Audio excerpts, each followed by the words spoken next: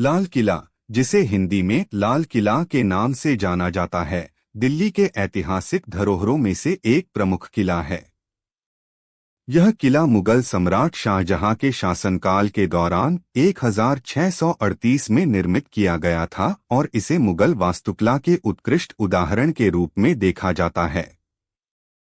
लाल किला की दीवारें लाल बलुआ पत्थर से बनी हैं, जिससे इसका नाम लाल किला पड़ा। यह किला दिल्ली के पुराने शहर के केंद्र में स्थित है और यह आज भी भारत के इतिहास, संस्कृति और स्थापत्य कला का प्रतीक है। यह किला न केवल भारत बल्कि विश्व भर में अपनी ऐतिहासिक और सांस्कृतिक महत्ता के लिए प्रसिद्ध है। लाल किले का निर्माण शाहजहां ने किया था जब उन्होंने अपनी नई राजधानी शाहजहांबाद, आज के पुरानी दिल्ली, को बसाया। इसके निर्माण का उद्देश्य सम्राट के शासन की शक्ति और भव्यता को दर्शाना था। किले का डिजाइन मुख्य रूप से मुगल वास्तुकला की शाही शैली पर आधारित था, जिसमें फारसी, तुर्की और भारतीय शैलियों का मिश्रण देखा जाता है। किले के निर्माण में करीब 10 साल का समय लगा और इसे पूरी तरह से 1648 में पूरा किया गया। इसके बाद लाल किला मुगल साम्राज्य के प्रशासनिक और शाही केंद्र के रूप में कार्य करता रहा। लाल किला का किला परिसर लगभग 254 एकड़ 1.02 वर्ग किलोमीटर में फैला हुआ है और यह चारों ओर से ऊंची दीवारों से घिरा हुआ है। किले की दीवारों की लंबाई 2.4 किलोमीटर 1.5 मील तक है और यह 33 मीटर 108 फीट ऊंची हैं।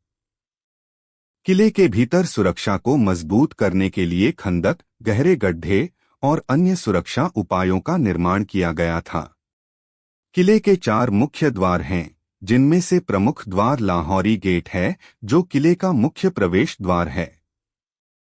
लाल किले की वास्तुकला मुगल शैली का आदर्श उदाहरण है, जिसमें समर और ठंडे क्षेत्रों के लिए उपयुक्त डिजाइन, खुले आंगन, बड़े गुंबद, महलों और मस्जिदों का अद्वितीय मिश्रण देखा जाता है। किले के भीतर कई प्रमुख भवन हैं, जो सम्राट के प्रशासन, धार्मिक गतिविधियों और व्यक्तिगत जीवन से संबंधित थे। इनमें से सबसे प्रमुख हैं: 1. दीवान-ए-आम, सामान्य लोगों के लिए सभा कक्ष। यह वह स्थान था जहां सम्राट जनता से मिलने और उनकी समस्याओं का समाधान करने के लिए बैठते थे। इसका डिजाइन विशाल और भव्य था और इसकी छत को शाही नक्काशी और सजावट से सुसज्जित किया गया था। इस कक्ष में दीवारों और छत पर अद्भुत चित्रकला और नक्काशी की गई थी, जो मुगल कला का उत्कृष्ट उदाहरण है। 2. दीवाने खास, विशिष्ट लोगों के लिए सभा कक्ष। यह कक्ष केवल उच्च अधिकारियों और सम्राट के करीबी सलाहकारों के लिए था। इसमें एक भव्य सिंहासन था, जहां सम्राट बैठकर अपनी गतिविधियों का संचालन करते थे। कक्ष के भीतर की सजावट और नक्काशी भी बहुत ही शानदार थी।